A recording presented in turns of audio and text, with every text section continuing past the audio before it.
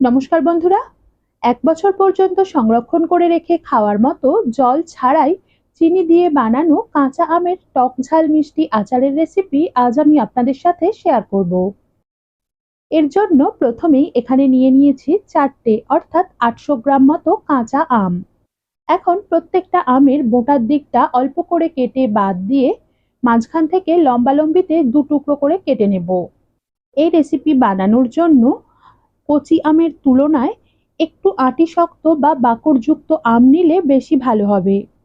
বাকড়যুক্ত আম বলতে আমি বোঝাতে চাইছি যে আমগুলোকে মাঝখান থেকে চেরা যাবে কিন্তু আঁটির চারপাশটা এরকম একটু শক্ত হবে।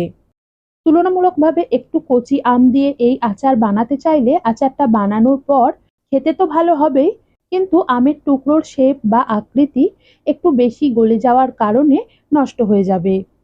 এবার প্রত্যেকটা টুকরোকে লম্বালম্বিতে আরো ২ টুকরো করে চিড়ে নেওয়ার পর একেকটা টুকরোকে আড়াআড়িতে ২ টুকরো করে কেটে নেব।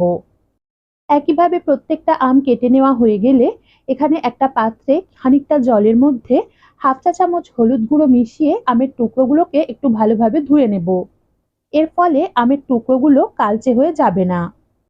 তারপর আমের টুকরোগুলোকে জল থেকে ছেঁকে তুলে একটা পরিষ্কার সুতির কাপড়ের মধ্যে এইভাবে চাড়িয়ে ১ ঘন্টা মতো রোদের মধ্যে রেখে অতিরিক্ত ময়েশ্চার বা জলীয় ভাবটা শুকিয়ে নেব। তবে এর থেকে বেশি সময় রোদে রাখার কোনো দরকার নেই।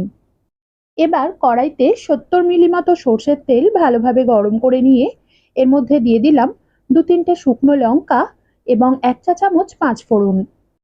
এগুলোকে কিছুক্ষণ ভাজার পর ফোড়নগুলো ভাজার সুন্দর গন্ধ বেরোতে শুরু করলে শুকিয়ে রাখা আমের টুকরোগুলো দিয়ে এর মধ্যে ১/২ চা চামচ মতো হলুদ গুঁড়ো মিশিয়ে প্রথমে মাঝারি আঁচে ২ থেকে ৩ মিনিট ভেজে নেব।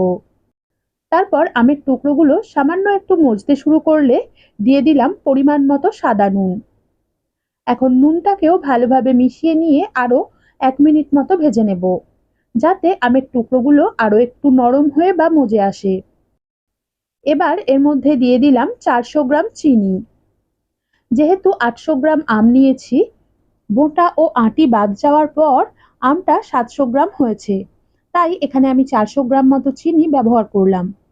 আর এই পরিমাণ আমের জন্য চিনির পরিমাণ ৪০০ গ্রাম একদমই পারফেক্ট। এখন মাঝারি আঁচে চিনিটাকে আমের সাথে কিছুক্ষণ মেশাতে মেশাতেই দেখতে পাবেন যে আমের ময়েশ্চার বা জলীয় ভাব আর তাপ পেয়ে চিনিটা সম্পূর্ণ গলে এরকম ফুটতে শুরু করছে। তখন গ্যাসের ফ্লেম বাড়িয়ে দিয়ে এটাকে আরো ১৫ থেকে ২০ মিনিট ফুটতে দেব।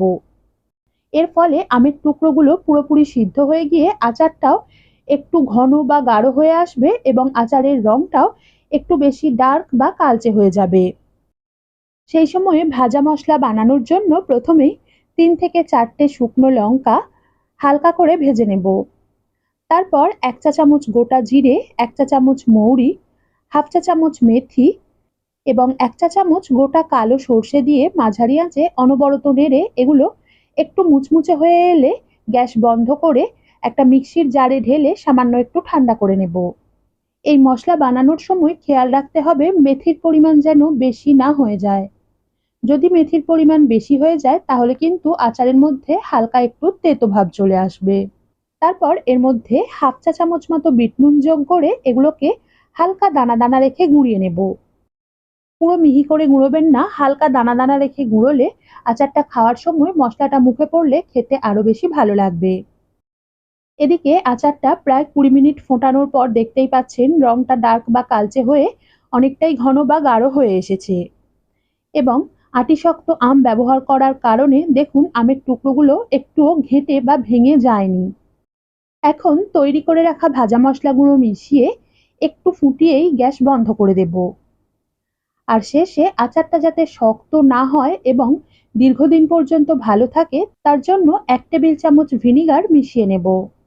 এরপর আচারটা পুরোপুরি ঠান্ডা হয়ে এলে এরকম একটা পরিষ্কার ও শুকনো কাঁচের শিশি কিংবা বনচায়নার পাত্রে ঢেলে ঢাকনা বন্ধ করে ঘরের তাপমাত্রায় এটাকে রাখতে হবে। আর মাঝে মাঝে অর্থাৎ সপ্তাহে ২ থেকে ৩ দিন ঢাকনাটা খুলে এই আচারের বয়ান বা শিশির মুখে এরকম একটা পাতলা সুতির কাপড় জড়িয়ে ৩ থেকে ৪ ঘন্টা রোদে দিতে হবে। এর ফলে আচারের স্বাদ যেমন বৃদ্ধি পাবে তেমনি আচারটা দীর্ঘদিন পর্যন্ত ভালো থাকবে।